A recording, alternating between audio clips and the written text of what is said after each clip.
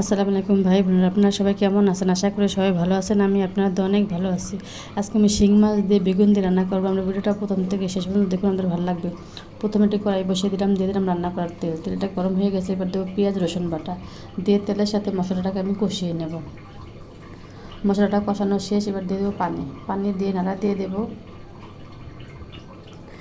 এবার দেবো 1 চামচ হলুদের গুঁড়ো, 1 চামচ মরিচের গুঁড়ো। হলুদ মরিচটাকে মশলার সাথে আমি ভালোভাবে কষিয়ে নেব।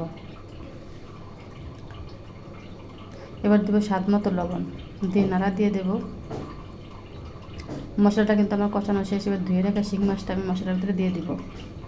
এটা ভাই বোনেরা, আপনারা ভাববেন না যেটা বাইং মাছ, এটা কিন্তু বাইং মাছ না, এটা শিং মাছ। আমি চামড়াটা ফেলে দিয়েছি। মাছটা বড় সাইজের, চামড়া সহ আমার কাছে ভালো লাগে না, যেন আমি চামড়াটা ফেলে দিয়ে আমি রান্না করব। মাছটা দেওয়া শেষ, এবার দিয়ে দেবো পানি দিয়ে নাড়া দিয়ে এবারটা ঢাকনা দিয়ে ঢেকে দেব। মাছটা কিন্তু কষানো শেষ, এবার আমি তুলে নেব।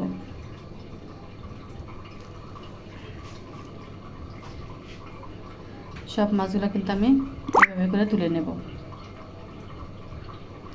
মাছগুলো তুলে নেওয়া শেষ। এবার ধুয়ে রাখা বেগুনটা আমি মশলার ভিতরে দিয়ে দেবো। দিয়ে হালকা নাড়া দিয়ে একটা ঢাকনা দিয়ে ঢেকে দেবো। এবার ঢাকনা উঠিয়ে নাড়া দিয়ে দেবো যেন নিচে লেগে না যায়।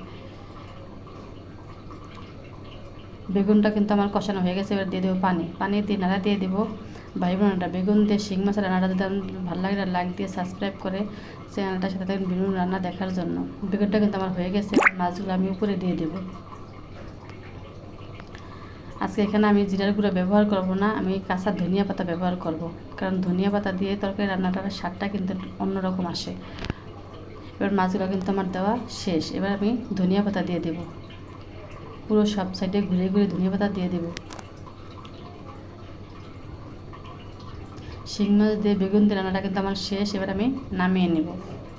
শিং মাছ দিয়ে বেগুন দিয়ে রান্নাটা আজকের মতো এখানে শেষ করলাম। সবাই ভালো থাকবেন, সুস্থ থাকবেন। আল্লাহ হাফিজ।